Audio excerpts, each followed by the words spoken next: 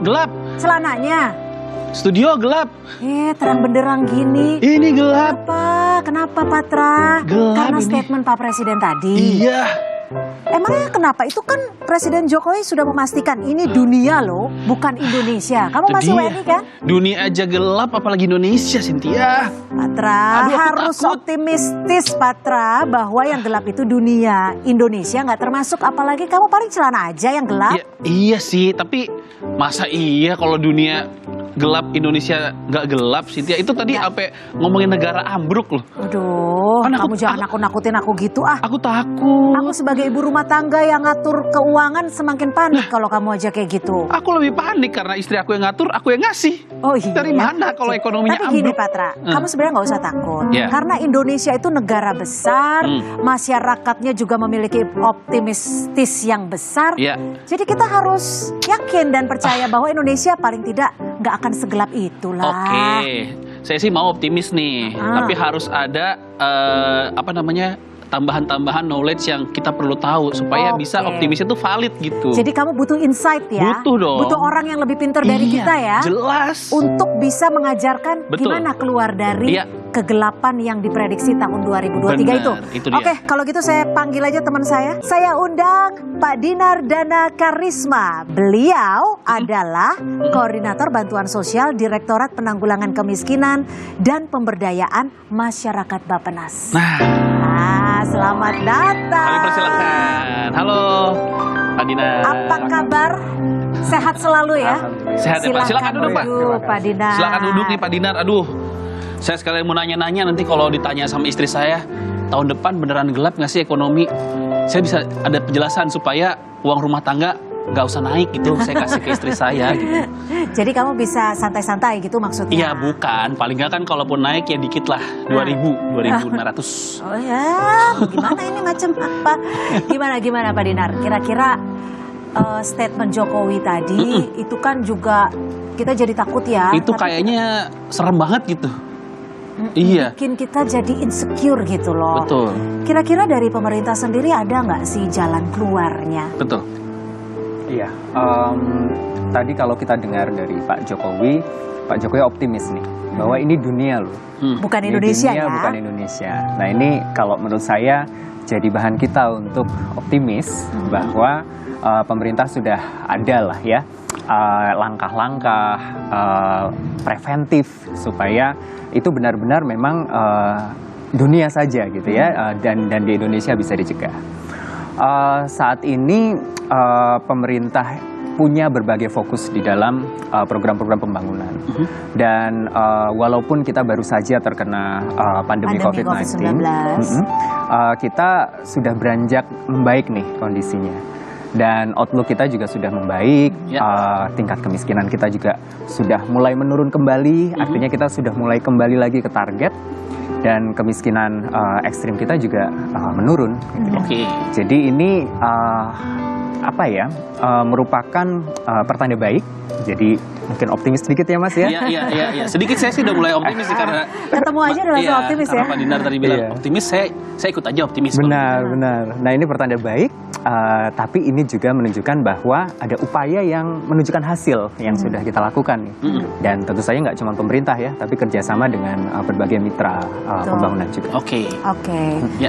Jadi gini tapi Mas Dinar, kalau kita sudah mulai bangkit dari pandemi, seakan-akan kita sudah mulai senang, tapi ketika mendengar statement itu kan 2023 tinggal beberapa bulan lagi nih. Kalau dinilai bakal gelap, akan berdampak nggak sih ke Indonesia dan apa yang sudah dilakukan Bappenas sendiri untuk bisa membantu masyarakat kita ini? Baik, jadi Bappenas punya berbagai macam program, tapi sebenarnya Bappenas sendiri kan lembaga perencana ya. Jadi kami sebagai teknokrat tugasnya adalah merancang seperti apa sih nanti kita menghadapi tahun 2023. Nah, apa yang sudah disampaikan oleh Bapak Jokowi tadi juga menjadi bahan kami. Ya, bahwa berarti kita harus ada upaya nih supaya tahun 2023 itu lebih baik. Dan kita tidak terdampak. Benar. Inginnya sih seperti itu ya. Benar. Nah, salah satu yang paling penting adalah karena saya kebetulan di Direktorat Penanggulangan Kemiskinan dan Pemberdayaan Masyarakat, bahwa kita masih punya kelompok penduduk yang miskin dan rentan. Dan ini menjadi fokus utama kita supaya nanti apabila memang terjadi kondisi yang tidak menguntungkan bagi masyarakat, termasuk juga bagi penduduk, itu mereka menjadi kelompok yang pertama kali juga terlindungi dan pertama kali juga mendapatkan program atau intervensi dari pemerintah. Oke. Tentunya tidak juga melupakan kelompok lain ya. Apabila nanti jatuh ke dalam kerentanan, pemerintah juga harus siap. Nah, untuk validasi data jumlah kemiskinannya itu gimana Bappenas dapetin itu? Iya. Mas Dar? Ada beberapa sumber sebenarnya ya untuk data-data kemiskinan. Selama ini mungkin yang sering didengar adalah dari Badan Pusat Statistik. Nah, ini adalah sumber yang biasanya kita gunakan setiap tahun dan itu menunjukkan berapa sih sebenarnya jumlah penduduk miskin Indonesia, berapa persen, kemudian dari sisi individu ada berapa juta gitu ya. Nah, tetapi data ini perlu diperkuat dengan data yang kita sebut sebagai data mikro. Ya. Ya. Nah, data mikro ini memberikan nama dan alamat dari penduduk, termasuk diantaranya adalah penduduk miskin dan penduduk rentan. Oke. Ini yang saat ini sedang kita upayakan melalui program registrasi sosial ekonomi. Nah, kebetulan memang cukup baru nih programnya ya. Jadi kita juga sambil belajar, kami sendiri juga dan juga teman-teman di pemerintahan dan juga sambil juga menyampaikan ini ke masyarakat. Yang pasti begini, tadi seperti yang sudah disampaikan di awal bahwa kita harus siap nih kalau misalnya terjadi kondisi yang tidak menyenangkan untuk masyarakat, misalnya tadi ada kemungkinan mungkin kondisi ekonomi dunia tidak baik di tahun 2023, atau kalaupun kondisi perekonomian dunia itu dalam kondisi baik, kita sebagai individu dan keluarga itu kadang-kadang juga menghadapi hambatan, ya kan? Tiba-tiba nanti ada sesuatu yang nggak kita duga, gitu ya. Kayak pandemi kita juga nggak duga kan? Gitu. Kemudian mungkin ada tiba-tiba, aduh uang sekolah naik, gitu ya. Atau tiba-tiba mobil rusak, gitu ya. Harus harus diperbaiki. Tapi gini Mas Dinar, gitu. Reksosek ini kan dari singkatannya saja registrasi, artinya pendataan. Nah, pendataan ini menyasar ke siapa dan nanti yang didata ini akan mendapatkan apa kalau boleh tahu? Nah, ini makanya yang menjadi penting ya. Reksosek ini menyasar seluruh penduduk. Seluruh penduduk Indonesia. Seluruh penduduk Indonesia akan didata. Yang tujuan pertama dari registrasi sosial ekonomi adalah untuk meranking kesejahteraan penduduk. Kenapa kok harus semua ya? Karena kita mau meranking siapa sih yang paling miskin dan siapa sampai dengan yang paling sejahtera. Ya, nggak terlalu penting sih yang paling sejahtera ini, tetapi yang penting yang paling miskin ini. Tetapi untuk kita tahu yang paling miskin ini, kita harus tahu semuanya dari yang paling sejahtera. Itu yang pertama. Yang kedua, kalau misalnya terjadi bencana atau seperti COVID, pandemi dan lain-lain, ini sebenarnya tidak menyasar hanya masyarakat miskin aja tidak hanya berdampak pada masyarakat miskin kadang-kadang. Masyarakat-masyarakat yang ada di atasnya, masyarakat menengah juga terkena dampak. Ini pemerintah harus punya basis data, karena itu Reksosek menyasar pendataan seluruh penduduk. Jadi konkretnya Reksosek ini untuk bantuan supaya tepat dan cepat ya. Salah satunya adalah supaya pemerintah cepat bereaksi, cepat bisa memberikan perlindungan dan penguatan kepada masyarakat dalam situasi apapun. Dan pastinya nih Patra, Bappenas juga katanya menjalin kemitraan ya, supaya masyarakat-masyarakat yang miskin dan juga miskin ekstrim ini bisa terbantu dan usahanya bisa bertahan gitu ya, apapun yang dihadapi nanti di 2023. Kamu mau tahu siapa yang akan datang? Siapa sih? Kasih tahu dong. Temennya Mas Dinar ya. Oke. Abis ini tapi ya? Abis ini. Udah kalau gitu. Untuk itu pemirsa tetaplah bersama kami di Ngopi. Jadi perhimpunan uangnya itu secara kumulatif di situ. Nah, kalau ditanya berapa peningkatannya bisa hingga 5 kali lipat. Jadi dibanding mereka jualnya mentah. Keren. Perusahaan besar mulai melirik nih. Melirik juga dan tidak cuma Agradaya yang ngambil, tapi perusahaan besar juga. Jadi si anak dari keluarga itu dilatih oleh perusahaan besar tersebut dan akhirnya mereka sekarang si anak itu sendiri sudah mandiri secara ekonomi, artinya tidak perlu memberatkan lagi orang tuanya dan orang tuanya juga penghasilannya bertambah.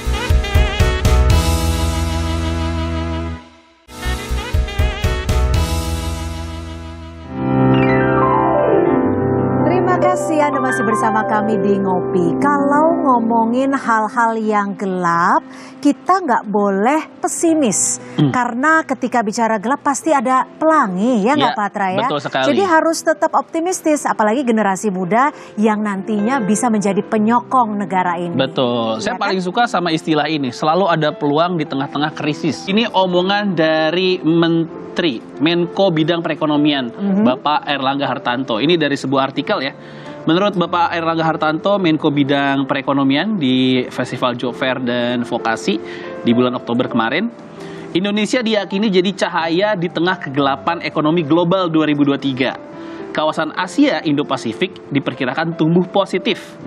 India diperkirakan tumbuh 6%, kemudian ASEAN diperkirakan tumbuh 5%, dan China sekitar 4%. Dengan demikian, menurut Airlangga, dibandingkan kawasan Eropa ataupun Amerika, Indo-Pasifik masih positif. Dan menurut beliau, pertumbuhan ekonomi dunia ke depan akan didorong oleh kawasan Indo-Pasifik. Yang artinya kita sebagai warga Indonesia harusnya tidak boleh menyerah dengan keadaan dan tetap optimis karena ada cahaya tadi. Indo-Pasifik. Cahaya, jadi harus tetap Bersinar. semangat ya. Iya, betul. Nah, kita masih bersama Mas Dinar dari Bappenas. Ya. Kalau pada malam hari ini kita juga kehadiran salah satu yang bisa bangkitkan semangat lah. Iya, betul. Langsung saja kita undang Pak Andika Mahardika.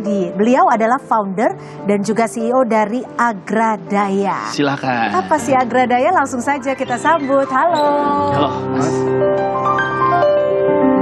Selamat datang. Silakan, Mas Silakan Andika. duduk. Terima kasih sudah datang jauh-jauh. Ya, dari Jogja. Dari Jogja nih ya.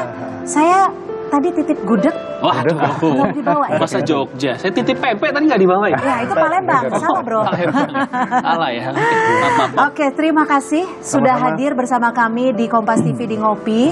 Sudah ada Mas Dinar dari Bappenas. Ini luar biasa sekali karena ternyata Agradaya ini dan Bappenas juga sudah bermitra ya. Betul. Ya. Mungkin bisa dijelaskan sedikit apa sih sebenarnya Agradaya ini? Agradaya kepanjangannya itu agraria berdaya. Jadi sebuah pengharapan semoga pertanian Indonesia itu bisa berdaya. Nah, kalau spesifiknya kami adalah bisnis sosial pertanian yang fokus pada aktivitas budidaya dan pengolahan rempah biofarmaka kayak jahe, kunyit, temulawak. Nah, saat ini kami pon-pon. bermitra pon-pon betul. Oke. Iya, Saat ini kami bermitra dengan sejumlah petani, ada lebih dari 300 petani di Jogja, di Jawa Timur dan juga di Sumba Tengah di NTT. Gitu. Jadi gak hanya di Jogja nih ya, Betul, jadi betul. juga sudah menyasar ke Jawa Timur dan di Sumba. Betul. Semuanya ini rempah-rempah. Iya rempah ya, kayak jahe, kunyit, terus cabai Jawa, kemukus, secang gitu. Nah, beberapa rempah yang sebetulnya itu asli Indonesia, cuman sayangnya belum banyak yang mengolah dengan standar yang baik sehingga bisa masuk ke market di global gitu. Oke. Oke. Dan sejauh ini udah ada berapa petani berarti Mas Andika? Ada spesifiknya 317. 317. Ya. Di berapa kota tadi? Jogja sampai Ada di Sumba? 3 kecamatan, di Kulon Progo, kemudian di Trenggalek, Jawa Timur yang bermitra dengan Bappenas lewat program Forum Keperantaraan dan juga di NTT di Sumba Tengah. Di situ. Oke. Dan sinkronisasi Agradaya dengan Bappenas itu seperti apa? Ya, saat itu Bappenas mengundang kami melalui program namanya Forum Keperantaraan. Jadi kalau kita tahu kan sebetulnya sebagai wirausahawan, terutama wira sosial, kami itu punya miss dalam hal sebetulnya yang punya supply terhadap bahan baku yang cukup melimpah itu di mana sih gitu. Dan juga kami kan juga punya visi atau punya upaya untuk bisa memberikan dampak yang baik untuk mengupayakan pengatasan kemiskinan di situ. Nah, saat itu Bappenas yang punya data itu. Iya. Jadi kami di dalam tanda kutip itu dikawinkan dengan kelompok masyarakat yang ada di Trenggalek. Nah, di sana kami kemudian datang dan diminta untuk melakukan pelatihan pasca panen, dan di sana sebetulnya sudah ada rempah-rempah jahe, kunyit itu sangat melimpah. Namun yang belum ada adalah pengolahan pasca panen. Jadi umumnya kenapa sih petani kita kan sering dengar ya, petani kita itu masih banyak yang prasejahtera atau miskin karena sebagian besar petani kita itu tidak melakukan pengolahan pasca panen. Jadi umumnya hanya dijualnya mentah utuh dengan harga yang murah. Apalagi kalau panen raya itu ditekan sama tengkulak, harganya cukup Nah, kalau Agradaya pesimistis gitu. ini apa yang dilakukan atau sosialisasi apa yang sudah dilakukan kepada 317 petani petani ini ya? Ya, ketika kami ketemu dengan petani, di mana pertama mereka sudah punya kemampuan untuk menanam, kemudian mereka bisa panen. Nah, yang belum adalah pengolahan. Jadi yang pertama, kita introduce sebuah teknologi yang inklusif, artinya bisa digunakan oleh masyarakat petani, yaitu solar dome dryer atau rumah surya. Jadi mirip kayak oven fungsinya, tapi nggak pakai listrik atau gas yang cukup mahal. Jadi pakainya energi dari matahari atau tungku biomasa, yang mana itu murah atau gratis gitu. Jadi rempah-rempah itu setidaknya diawetkan, tapi tetap dalam sehat standar. gitu ya. Jadi ini enggak apa namanya untuk kesejahteraan petani yang sudah bergabung dengan Agradaya sendiri meningkat. Ya, itu juga cita-cita kami. Jadi pertama pendekatan adalah lewat teknologi, kemudian yang kedua adalah melalui natural farming. Jadi kita balikin lagi aktivitas pertanian itu seperti zaman dulu, di mana petani hanya menggunakan bahan-bahan alam yang ada di sekitar mereka untuk baik itu pupuk makro, mikro, pestisida, fungisida, dan yang terakhir adalah upayakan fair trade sama fair price di situ. Jadi kita harus, karena mereka sudah melakukan beberapa upaya yang cukup signifikan ya, kita perlu menghargai dengan harga yang cukup layak. Jadi bisa 5 kali lipat lebih mahal dibanding yang murah, yang yang mentah. Jadi sudah tidak dimanfaatkan tengkulak lagi ya. Jadi itu yang tadi istilahnya pengolahan pasca panen itu tadi ya. Betul. Oke, dan itu sudah berlangsung berapa lama, Mas Andika? Kami dari 2016. 2016. Satu tahun awal itu fokus di pelatihan saat itu, dan yang bareng Trenggalek itu 2019 mulainya. Jadi saat itu. Oke, ada perbedaan pendapatan nggak para petani ini dari sebelum bergabung dengan Agradaya dan setelah bergabung? Dan biasanya pendapatan signifikan ini akan berpengaruh di berapa lama mereka bergabung? Ya, pertama itu diukurnya dari 1 kali masa panen. Jadi butuh waktu kurang lebih 10 bulan dari mulai tanam, kemudian panen, kemudian diolah atau diproses. Nah, pendekatan kami itu melalui bukan individu, tapi kelompok. Jadi ada yang kelompok wanita tani, kelompok tani hutan, kemudian BUMDes, atau yang hutan kemasyarakatan di situ. Nah, jadi perhimpunan uangnya itu secara kumulatif di situ. Nah, kalau ditanya berapa peningkatannya bisa hingga 5 kali lipat. Jadi dibanding mereka jualnya mentah. Keren. Oke, jadi petani-petani ini yang saat ini berada di beberapa daerah ini sudah terbantu 5 kali lipat sejak bergabung ya. Wow. Oke, nah untuk dari Bappenas sendiri berarti kan salah satu manfaat dari Reksosek tadi ya, paling nggak datanya bisa dipakai untuk mitra sebagai Agradaya tadi ya. Selain Agradaya ada lagi mungkin Mas Dadar selain pemberlakuan di petani? Ada beberapa mitra kami memang menyasar social entrepreneurs seperti Agradaya untuk masuk ya ke beberapa kelompok atau lingkungan yang kami rasa tingkat kemiskinannya masih tinggi, punya potensi, tapi belum tahu gimana caranya menggunakan secara edukasi masih butuh dibantu gitu ya. Benar. Nah, ini sektornya beragam dari pertanian ada, usaha kecil non pertanian juga ada, dan juga bahkan ya perikanan dan kelautan juga punya ya potensi untuk bekerja sama dengan social entrepreneur seperti Agradaya. Nah, kalau sampai saat ini social entrepreneur yang sudah dikawinkan dengan Bappenas kurang lebih ada berapa dari seluruh provinsi di Indonesia? Kalau sekarang karena programnya masih uji coba sebenarnya itu belum banyak, tapi sudah kami lakukan kalau tidak salah di sekitar 5 provinsi di Indonesia. Tapi ini harapannya jadi prototipe nih. Tahun 2023 nanti kita udah siap kalau misalnya mau ekspansi dan juga didukung dengan data Reksosek tadi, mudah-mudahan lebih tajam. Tapi kelihatan progresnya, ada datanya terlihat tidak? Kalau dari pengamatan kami ya, misalnya salah satu yang dibantu oleh Agradaya ini tadinya adalah penerima bantuan sosial. Penerima bantuan sosial, dia menerima bantuan sosial, anaknya masih sekolah, dia petani pohon-pohon kecil. Kemudian tidak lama anaknya lulus dan masuk di dalam program. Kemudian Agradaya ini karena meningkatkan standar produksi pohon-pohonnya, perusahaan besar mulai melirik nih, melirik juga, dan tidak cuma Agradaya yang ngambil, tapi perusahaan besar juga.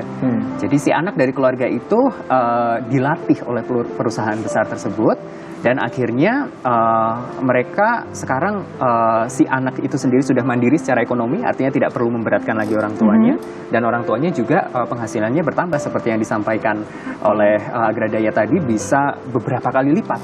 Oke. Dan Jadi sudah terasa ya sebenarnya ya dampaknya. Dan sudah merata belum, Mas Danar? Ini kan tadi kita banyak ngomongin soal daerah Jawa, paling sampai Sumba tadi ya. Benar. Kalau dari Sumatera, Sulawesi, Kalimantan, apakah sudah tersebar juga, Mas? Nah, di Sumatera itu ada satu di Aceh, kemudian di Sulawesi itu ada di Sulawesi Selatan, dan tadi Agradaya juga sampai di NTT juga ya. Memang tantangan utama adalah kita harus memahami potensi. Kita harus memahami potensi, dan di dalam proses uji coba itu ini yang kita utamakan. Nah, cuman karena kita datanya belum lengkap nih, belum ada semua, ya kita juga masih melakukan uji coba di beberapa daerah yang kita memiliki informasi yang cukup. Nanti mudah-mudahan kalau Reksosek udah ada, kita lebih bisa bikin petanya, dan intervensi seperti ini bisa dilaksanakan di lebih banyak tempat. Jadi juga diharapkan bahwa petani-petani di daerah ini bisa dikawinkan lagi dengan perusahaan-perusahaan yang lebih besar. Jadi tingkat sosialnya bisa semakin tinggi gitu ya. Kalau gitu kita undang pengusaha. Boleh. Gimana? Boleh. Setuju? Setuju. Atau pengusaha Patra sudah hadir di sini? Nah, kalau ini kayaknya kawan saya nih abis ini nih, sama rekan pengusaha. Ais, ngeri banget. Untuk itu tetap bersama kami, karena sesaat lagi temannya Patra mau hadir di Studio Ngopi. Jangan kemana-mana. Harapan kita dengan lapangan yang lebih terbuka, ekonomi yang lebih terbuka juga, lebih merata, akan makin banyak pengusaha muda yang tumbuh. Dan ini yang kita dorong gitu ya, termasuk juga dengan Reksosek untuk mengetahui siapa sih sebenarnya pelaku usaha ini, apa yang bisa kita lakukan, apa yang HIPMI juga nanti bisa lakukan.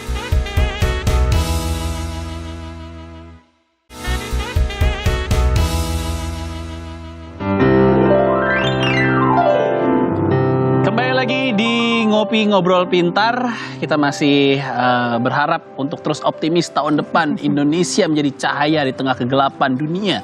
Tadi udah ngobrol-ngobrol juga yang semakin membuat saya optimis menghadapi tahun depan, tapi seperti yang sudah dijanjikan juga tadi Cynthia, kali ini kita akan saya suka nih gaya Patra yang kayak gini. Udah cocok jadi pengusaha.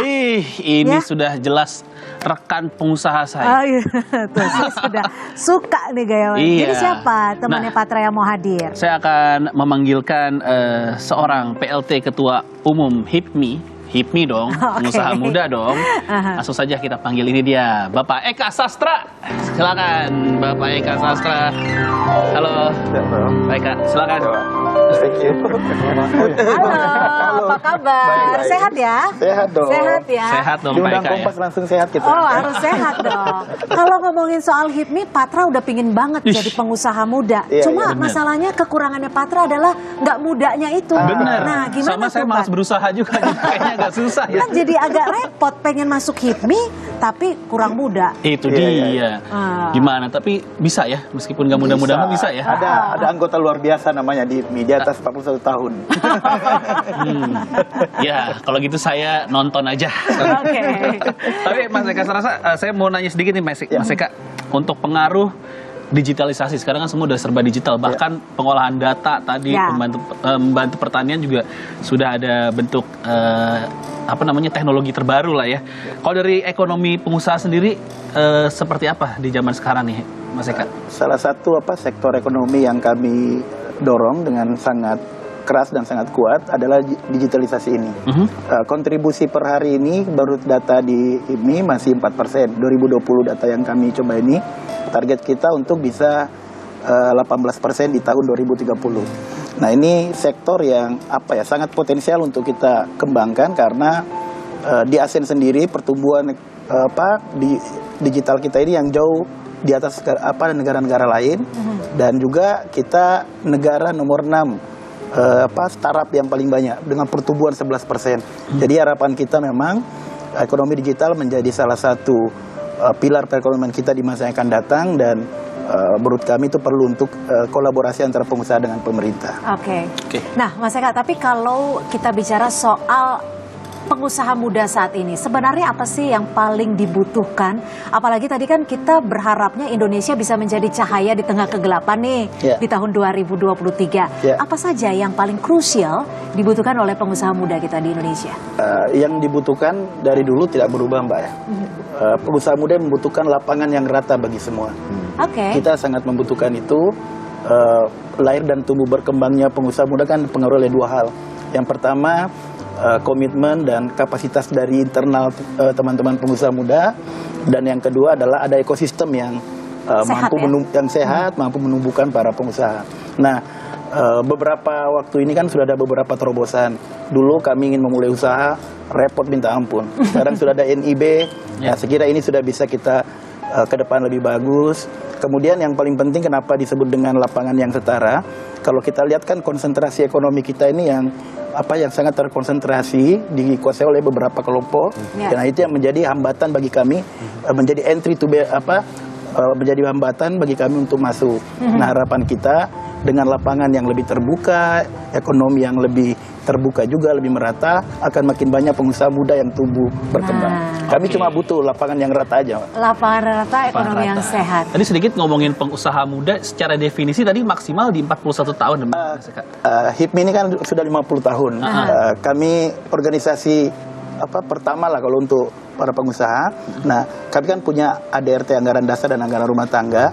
Nah, yang terakhir ini usianya itu 41 tahun maksimal. 41 tahun maksimal. Minimal untuk anggota biasa. Minimal?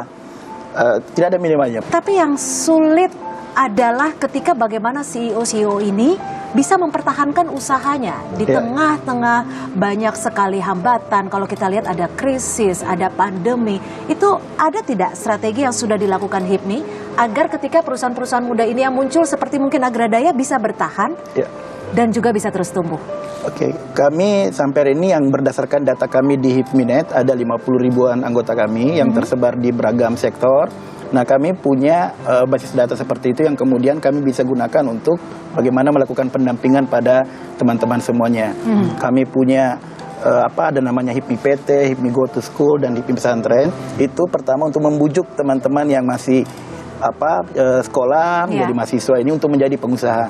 Nah, begitu mereka menjadi pengusaha, kami akan melakukan pendampingan dengan harapan agar bisa naik kelas. Karena di sana kan ada banyak senior-senior yang mungkin sudah memiliki bisnis yang lebih mapan. Nah, itu bisa membagikan ilmunya, membagikan beberapa kiat-kiat. Nah, upaya inilah yang kita lakukan dengan harapan agar pengusaha-pengusaha ini bisa naik kelas. Kami membuka, terbuka. Tidak hanya bertahan ya, tapi naik kelas, gitu ya. Kalau dari Bappenas sendiri, kerjasama yang sudah dilakukan dengan HIPMI semakin besar ya? Harapannya begitu ya. Memang saat ini kerjasama yang terutama untuk sektor kemiskinan dan sosial masih lebih langsung ke pengusaha mudanya nih, belum bersama HIPMI-nya. Walaupun di dialog-dialog kita sudah terlibat dan sering ada bersama-sama. Tapi apa yang disampaikan tadi penting ya, bahwa data itu penting ya. Data itu penting untuk melihat siapa sih sebenarnya pengusaha muda di Indonesia, pelaku usaha itu sebenarnya siapa, barrier-nya di mana gitu ya, masuk kenapa kok dia nggak bisa bergerak atau naik kelas tadi ya. Dan ini yang kita dorong gitu ya, termasuk juga dengan Reksosek untuk mengetahui siapa sih sebenarnya pelaku usaha ini, apa yang bisa kita lakukan, apa yang HIPMI juga nanti bisa lakukan, senior-seniornya nih ya, yang sudah jadi nih, udah lahir menjadi pengusaha. Saya punya pertanyaan nih sebenarnya, bukan pertanyaan, permainan. Tapi kalau ngomongin bentar ya, saya mau ambil dulu. Ini permainannya. Tapi tunggu deh, Mas Andika sendiri, kalau Mas Andika udah join ke HIPMI belum? Belum, saya nanti pengen. Makanya kita marahin Mas Eka, marahin. Ini mohon bimbingan. Tunggu, dari usia masuk kategori? Masih masuk banget. Masih masuk banget. Beda sama beliau. Saya di sini Jadi Mas, dong. Ayo, Ya kan? Terima kasih banyak nih kepada ini omsetnya udah banyak soalnya. Yang paling membanggakan adalah bagaimana masuk ke petani-petani yang membutuhkan bimbingan, edukasi dan bantuan. Good, very Tangan good. dulu dong untuk Very Mas good. Andika. Oke. Harus seprospek nih.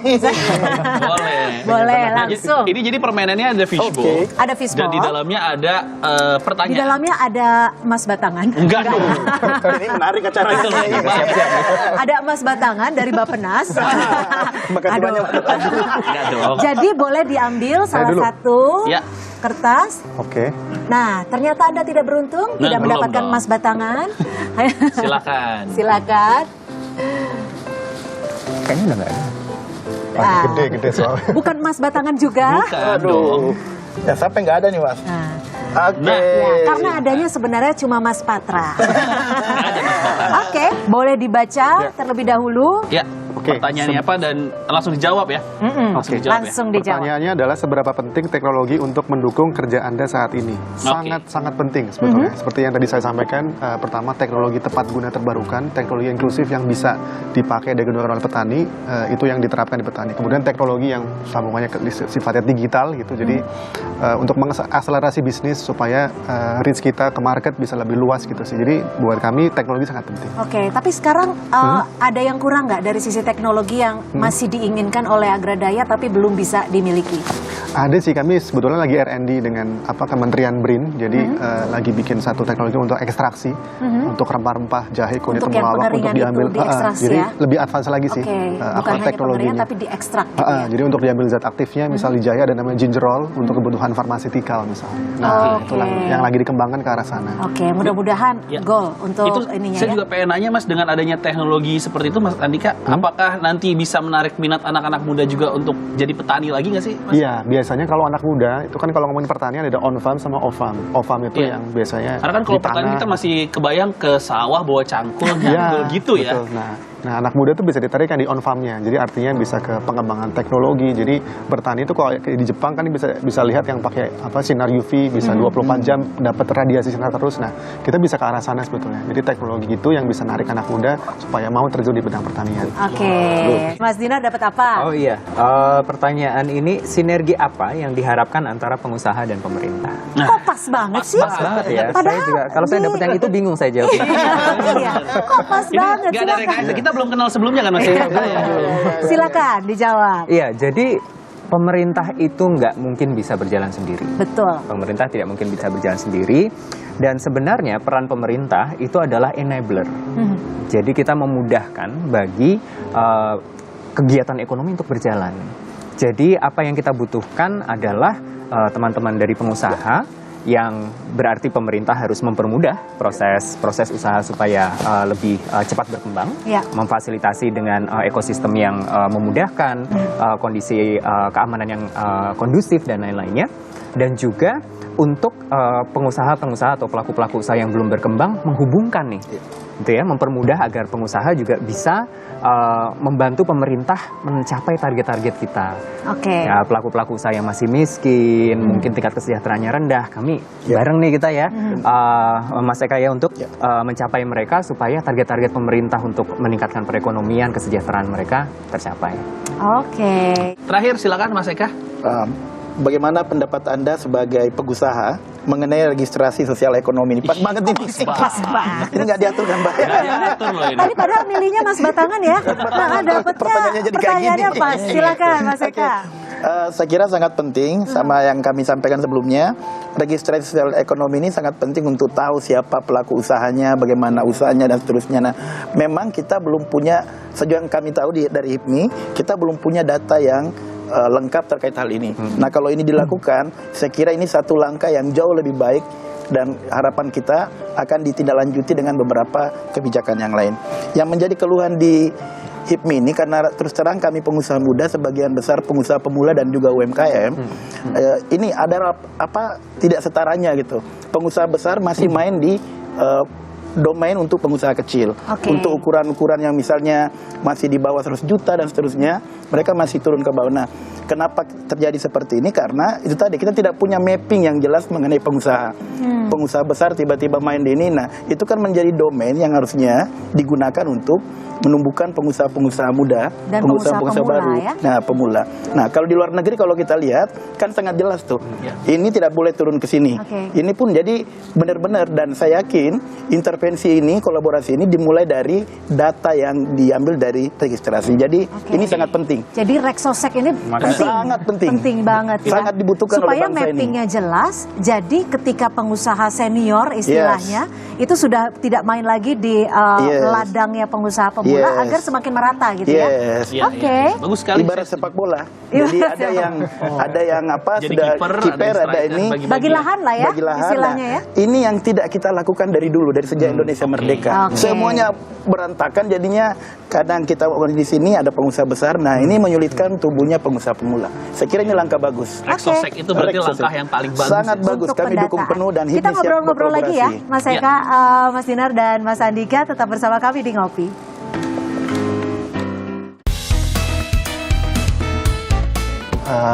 Untuk bersih-bersih, mandi berapa kali sehari? Tergantung sih. Tergantung. Kok ragu-ragu mandi berapa kali? Datanya sendiri sampai tahun berapa nih, Mas Dinar? Kalau sekarang Rexosec sedang pengumpulan data ya, sampai dengan tanggal 14 November. Saya harap mudah-mudahan banyak anak muda yang lain yang mungkin tergerak hatinya untuk bisa gak cuma mikirin dirinya sendiri, tapi juga mereka sudah punya akses informasi, teknologi, pengetahuan. Nah, itu bisa dibagikan terutama ke masyarakat yang miskin.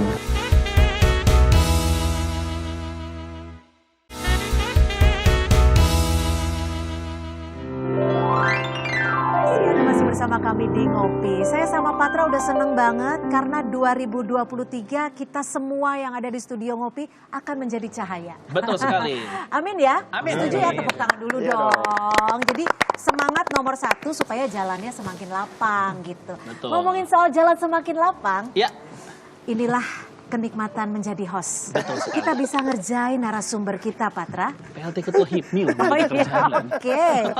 Jadi, bapak-bapak sekalian Ya. atau mas-mas sekalian, Iya. kan masih muda semua. Betul. Ini ada mystery box. Detailnya mas-mas pengusaha sekalian. Oke. Iya. Tenang, Termasuk Mas Dara Patra nggak ya. ada kok, Mas Dara, tenang. Ada mystery box, di dalamnya ada barang yang harus dipilih. Nanti ketika dipilih, ini harus diupayakan untuk di selling yang baik. Gitu. Betul. Ya. Ini seperti praktek basic sales dan marketing pengusaha. Apapun barangnya nanti yang ada di dalam box ini. Oke. Mas Dinar enggak, Mas Dinar enggak. Oh Mas Dinar iya, enggak. oke sebagai jembatan enggak ya? pengamat, nggak usah, Oke, nggak usah. sebagai jembatan enggak Mungkin boleh ya? nanti bisa dipikirkan Mas Dinar kebijakan apa yang pas dengan Oh, jualan-jualan. saya setuju, Itu aja. Patra. Baik, Oke. kamu langsung ke Mas Eka, aku Boleh. langsung ke Mas Nanti Andika. ke ya? Mas Andika dulu dong. Nanti aku gitu. rahasia dulu. Oke. Mas Silakan. Andika dulu ya. Diambil. Iya. Diambil dan coba Oke, siap. ditawarkan kepada konsumen Oh, ember. barang ini untuk dijual. Gayung ya? Oke. Oke. Itu adalah gayung portable. Oke. Pak Dinar tinggal di rumah atau di apartemen atau di kosan? Di rumah. Di rumah. Setiap hari untuk bersih-bersih, mandi berapa kali sehari? Tergantung sih. Tergantung. Kok ragu-ragu mandi berapa kali? Ada curiga nih. Kayaknya mandinya masih jarang ya. Saya ini ada saran nih buat Pak Dinar buat memudahkan. Jadi mungkin kalau pagi-pagi kan ngejar mungkin bangun siang lalu pengen ke kantor cepet-cepet. Nah mungkin nggak sempet mandi di rumah. Nah bawa ini terus masuk ke tempat kerja ada kamar mandi. Nah ini namanya gayung portable Pak. Jadi dia bisa masuk ke kantong. Jadi ke tas gitu. kerja Nah, saya ya. jadi bisa dibawa kemana-mana. Jadi lebih fleksibel gitu. Dan untuk hari ini Pak, khusus cuman waktunya cuma 30 menit aja. Ini lagi promo kita Pak. Jadi promo biasanya dia harganya 100.000 untuk Pak Dinar. banget, Ini ya, diskonnya 50%. Jadi tapi ini waktunya terbatas sekali Pak. Pak Dinar berminat? Berminat Berminat sih. ya? Bayar langsung, Mas. Bayar langsung masuk ongkos ya. Tapi 50.000. boleh dicicil. Boleh. Bisa nanti ada. Tapi saya perlu coba dulu nih, Iya, bocor nanti nggak nanti? Bappenas letter ada nanti. Pembayaran gitu. Oke, berhasil. Berhasil. Oh, oke. Berarti Bayar beneran, Mas. ini pembelinya baik Iya. hati ya. Iya, gampang ditaklukkan ya. Iya, gampang ditaklukkan. Ini punya siapa nih ngomong-ngomong? Punya siapa? Properti kantor ya? Oh iya, ini sebenarnya properti saya karena kan kita sebagai media kadang-kadang nggak pulang ya. Iya, Jadi benar, bisa mandi benar, di rumah, benar. di Benar, kantor benar. gitu. Untuk reporter turun ke lapangan, Ah, itu juga lumayan wah, kan kalau ada kali tinggal Betul. Iya, Sebuah air makanya hujan dikantongin gitu ya. gitu dari belakang. bisa dikantongin. Kayak sisir gitu. Harusnya mungkin ditawarkan kan dari masalahnya dulu, Pak. Misalnya kayak Bapak sering diusir istri keluar rumah, dari siapa kalau mandi dimanapun gitu. Harusnya. Iya, iya, iya. Pengalaman sekali Pak Patra. Ya, saya sedikit curhat kalau begitu, Pak. Curahan hati ya. Iya, benar. Patra punya apa Patra? Oke, kita akan tantang Mas Eka ini PLT Ketua HIPMI. Jago dong jualannya dong. Iya, iya, iya. Silakan, silakan. Nah, Nah, itu apa ya? Nah, ini Oh, itu jam fan. kipas. Oke. Jam, tapi kipas portable. beda Kayaknya ada jamnya ya? deh, coba sebentar. Beda dengan Aneh-aneh jam ya saya. barangnya. keren ya? Keren Oh, loh nggak itu. ada, ini cuma kipas doang. Wah. Oh, ini sangat dibutuhkan. Oke, oke. Gitu. Mau jual ke siapa nih? Pemirsa. Oh, pemirsa, oke, oke. Oke, silakan. Silakan. Pemirsa, saya yakin Anda sering kekurangan oksigen dan ingin mendapatkan suasana yang sejuk. Ah, enggak juga. Waduh, jangan. Enggak. Di tengah situasi perekonomian yang terancam resesi, persoalan kehidupan sehari-hari yang begitu berat, kita selalu membutuhkan angin. Nah, angin. entah Angin angin kehidupan surga ya, atau angin maksud- kehidupan. Nah, produk ini yakin dan percaya akan selalu menghasilkan angin bagi Anda yang sangat membutuhkan. Dengan menggunakan produk ini, yakinlah hampir semua masalah bisa Berapa kecepatan terselesaikan. anginnya tuh, Pak Eka? 360 knot. Itu turbin nih, kayak turbin sebenarnya cepat, tapi kalau mau dibuat lebih cepat, kepala bisa digoyangkan juga Oh, untuk oke.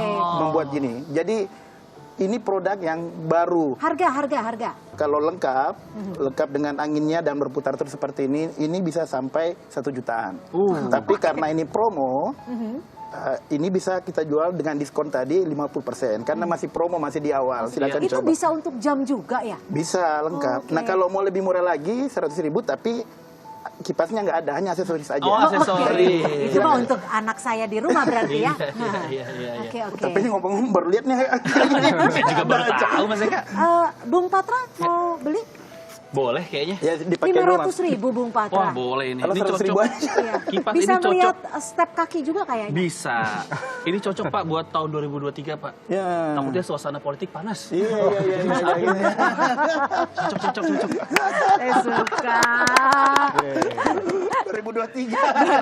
Iya, Ada mulai lampunya kampanye lagi. oke. Jadi Ini akan membawa Indonesia mendapatkan cahaya di tahun depan. saya suka. Memang kalau komika itu prospeknya beda ya. Luar biasa emang Bung Bener, Patra beda ini. ininya. Iya. Saya pakai ya? Silakan. Oke. Nanti Oke. kita bayarin Cocok nanti. ya. Nggak muat. Tangannya Nggak diperkecil. muat. Iya, nggak Wah, muat. Tangannya berarti bisa diperkecil, Mas. didiskon lagi jadi 100.000. Iya, tapi nggak ada angin. Nggak ada angin ya? Tapi ini Oke bisa Patra, dipakai. hidup itu memang nggak perlu dipaksakan Iya, ya Patra baiklah ya. kalau Jadi begitu. disimpan saja. Nah, ini soal transparansi data kayak penting juga nih kayak ini. Seberapa penting transparansi data untuk pengusaha? Seberapa penting tuh, Mas Eka? Sangat penting Mas, karena dunia sekarang termasuk dunia bisnis juga sudah mengarah ke keterbukaan semuanya. Nah, dengan adanya data yang transparan seperti ini memudahkan kami dalam menyusun rencana-rencana bisnis dan juga melakukan eksekusi.